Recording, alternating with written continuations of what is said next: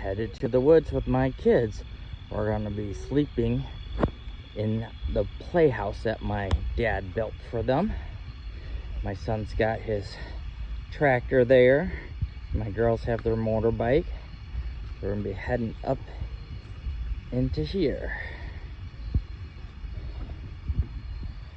So this is where we're gonna sleep for the night. So, and we got a door here.